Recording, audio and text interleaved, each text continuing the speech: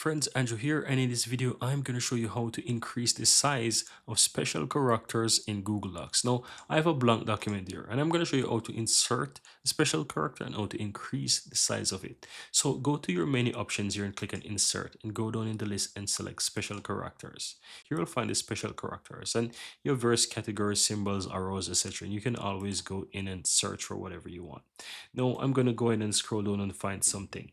So let's say I would like to insert, I don't know, this for example, and I insert that. Now, how do I increase it to make it bigger? Just simple highlight it by use your mouse to go over it, or let's say you select it.